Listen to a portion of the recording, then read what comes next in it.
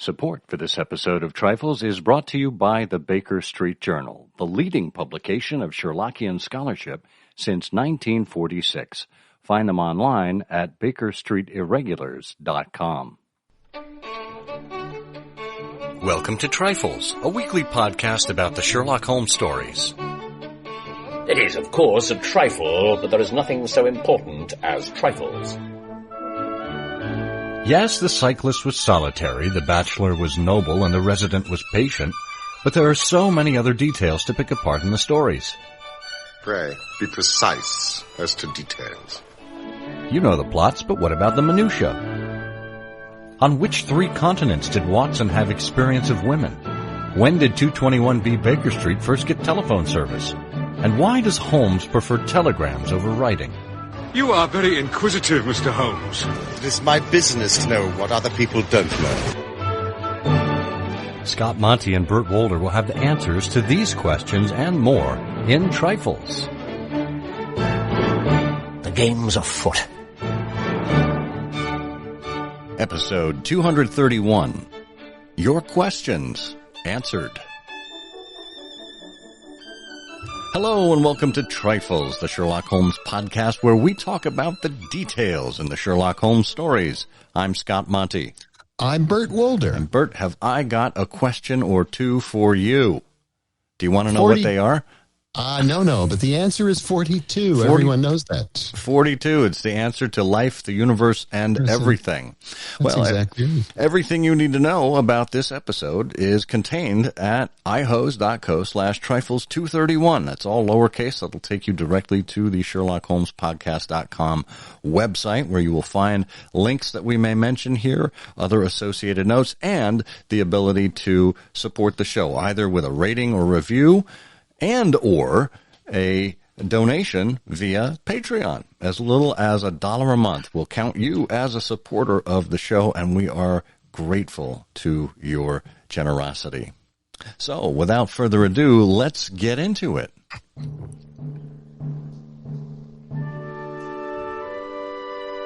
So, last time around, we prefaced the episode with a warning of sorts, or a plaintive request, I guess you could say, where we invited questions. You know, we have been going on and on and on for, wow, this is our 5th season now, with preordained episodes, things that we thought were worthy of discussing, and we thought we might like to hear what you would like us to discuss in short enough questions that would allow us to contain them within a single episode. The good news is we have such questions. The bad news is we have an abundance of such questions that you may find us extending things at the end of this episode. So stay with us for that.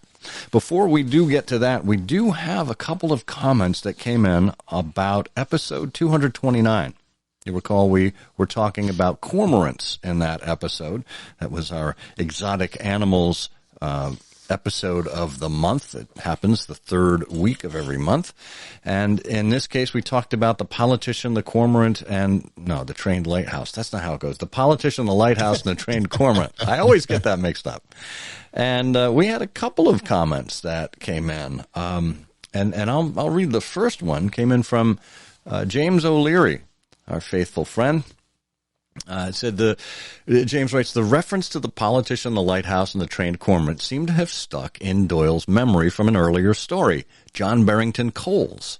That was found in Castle's Saturday Journal, April 12th through 19th, 1884, where the protagonist of the story travels with Coles to Scotland. Quote, in one of these peregrinations of ours, we visited the Isle of May, an island near the mouth of the Firth of Forth, which, except in the tourist season, is singularly barren and desolate. Beyond the keeper of the lighthouse, there are only 1 or 2 families of poor fisher folk who sustain precarious existence by their nets and by the capture of and Solon geese. I don't know. No, by the capture of cormorants. Cormorants, and so he must have edited that because there was a typo in the first one. Cormorants and Solon geese. unquote. No politician is mentioned, but by the time of The Veiled Lodger, Doyle obviously needed a villain to engage Holmes, and that one-word occupation would seem to suffice, writes James. Well, that's really interesting. I didn't know that short story of Doyle's. Oh, me neither. I've never read it. I imagine it must be anthologized somewhere, but it's fascinating. I love those things where you find earlier appearances of things that seem unusual or unique to the world of Sherlock Holmes in prior writing from Conan Doyle. So I think that's a great observation. But then, the other thing here is this whole thing just reinforces how smart some of our listeners are, because we've had just great comments. And one of them along this line, as you point out about the Cormoran episode, comes from Brenda Rossini, who says, I love the Cormoran episode and the postcard, which I thought was brilliant, which you had as the dominant image there in that post. The bird and the word are fixating, she says. Last week, coincidentally, our Science Society met to discuss the Veiled Lodger. And she had some things to talk about at that meeting, about cormorants providing an assist for the sailor, because while extending their wings, they face the wind, and the degree in which they do this helps sailors determine wind direction. So it was explained to her by a dedicated yachtsman. And she quotes Adam Nicholson, who is the grandson of Harold and Vita Sackville, a naturalist and ornithologist, who devotes a lot of pages to the cormorant. And then she says something really interesting about the religious meaning of cormorants as symbols of greed, of the dark enemy and the usurer. And that prompted, Scott and I to dig into biblical annotations about cormorants. And Brenda goes on to talk about the Hebrew for cormorant and, a possible connection even to Shakespeare and Shylock.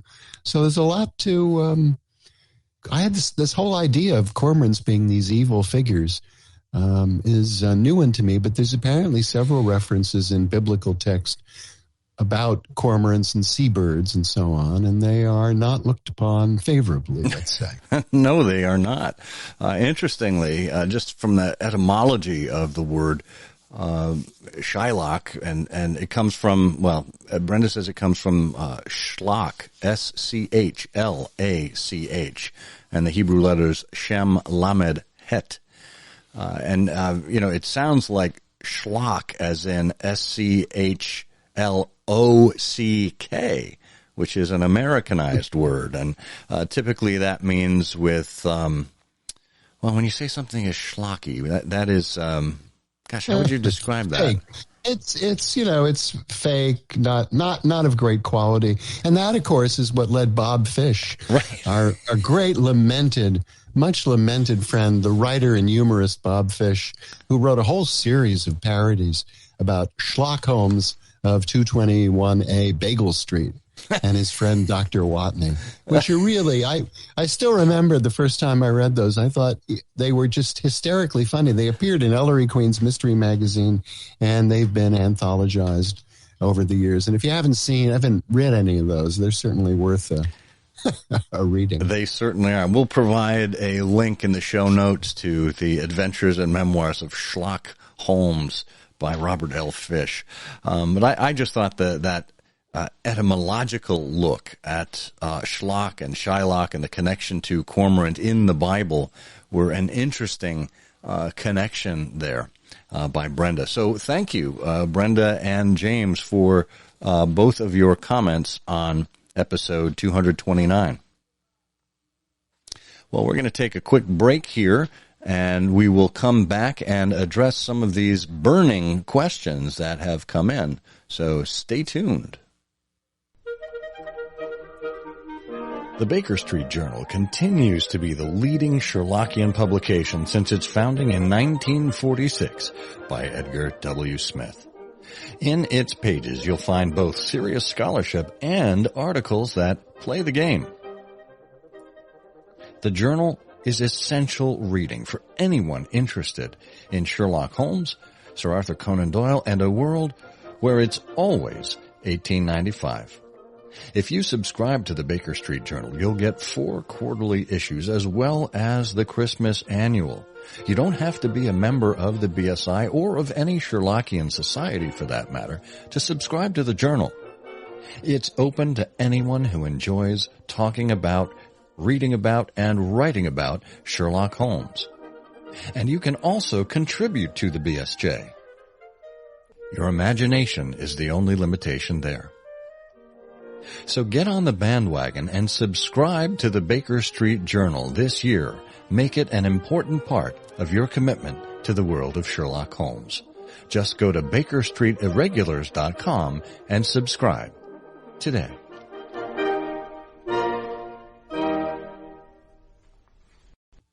Okay, we are back and talking about your burning questions. Ellie wrote to us and had a really fascinating question. She said, my eternal question from the stories is, why did Holmes soliloquize about the rose in the naval treaty? I suspect the real answer is that Conan Doyle was in a meditative mood when he wrote that story and wanted to express some of his own philosophy. But I'm always hoping for someone to come up with a reason that makes sense for the character speaking.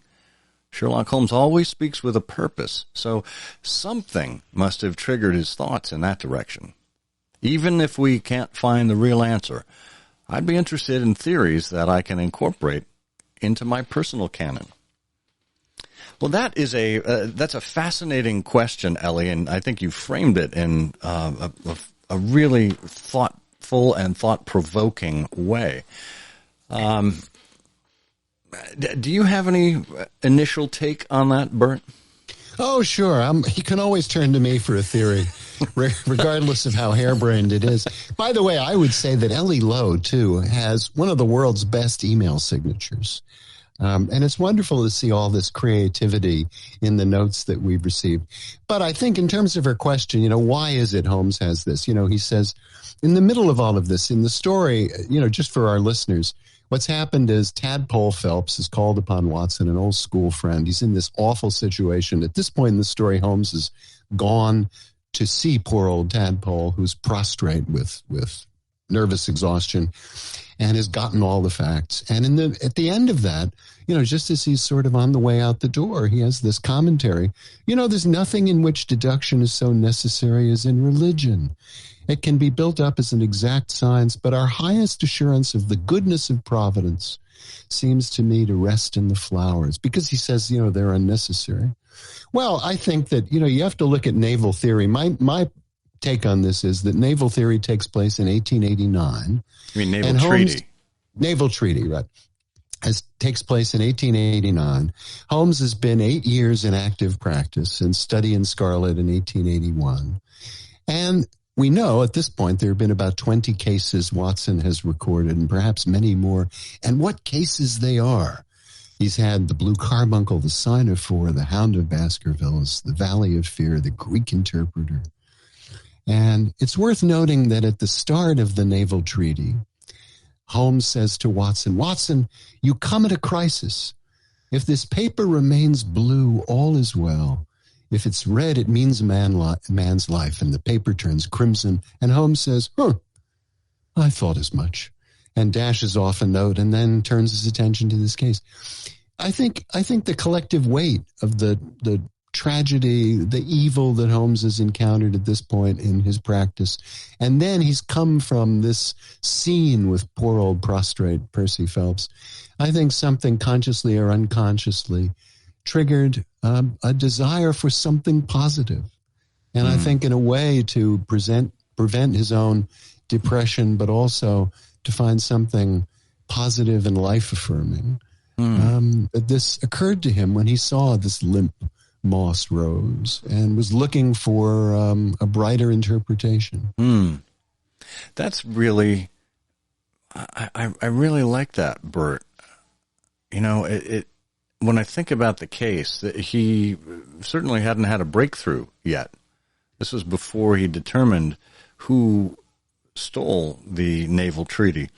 And at this point, Percy Phelps had been bedridden or housebound for, 10, 12 weeks? It was a long time. He had what we know today as a nervous breakdown. And there didn't seem to be any breakthrough coming at that point.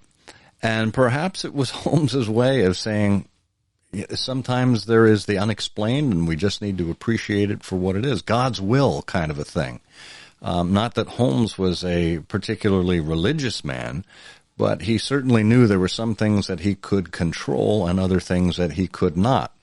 And perhaps this was a way of even softening the blow for himself, as if to say, well, there are certain things that are even beyond my power to solve, and we just need to trust in the way that they are.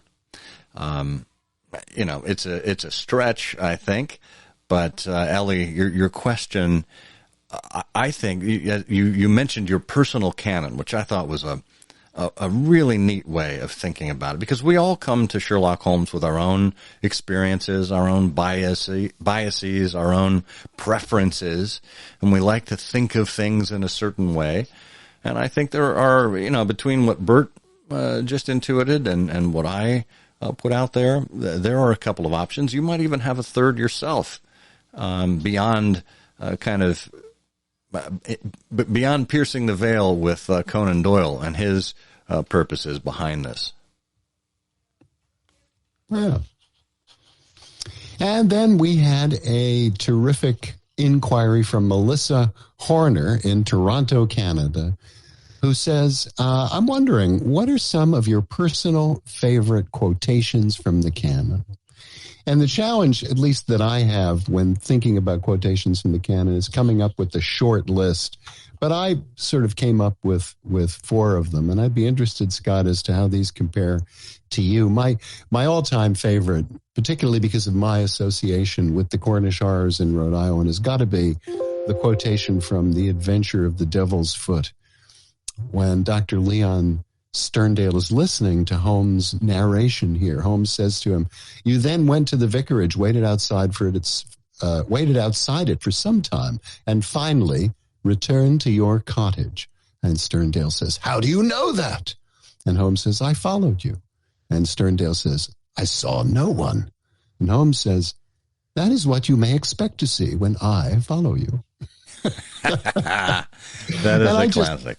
I just love that. And then in Study in Scarlet, the great early case, Holmes says, "I should have more faith. I ought to know by this time that when a fact appears to be opposed to a long train of deductions, it invariably proves to be capable of bearing some other interpretation." And then I've got 2 more here. But I love that because, it's so much in character. And then again, in Study in Scarlet, Holmes observes, "It's a mistake to confound strangeness with mystery. The most commonplace crime is often the most mysterious because it presents no new or special features from which deductions may be drawn." And, I just think that's such already, Holmes has become such a magnetic character on the page. And then the last one is from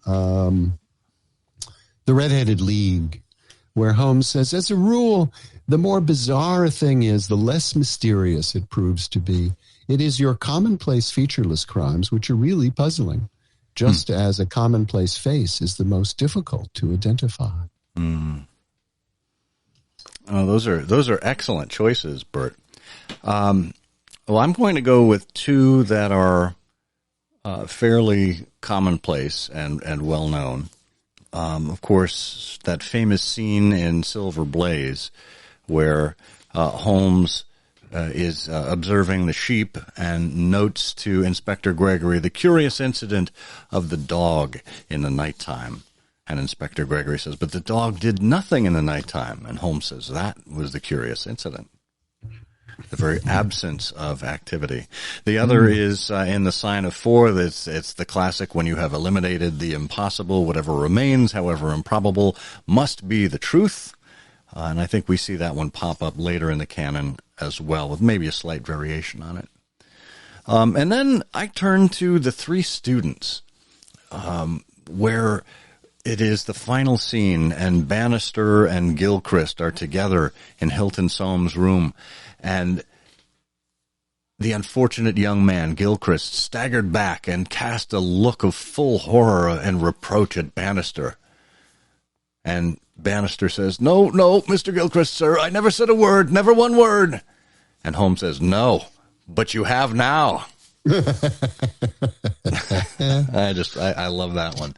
And then the final one, I've used this all the way back when I founded the Bull Terrier Club at Boston University. This is from The Adventure of the Red Circle, where Watson questions why Holmes is going further. What do you have to gain from it?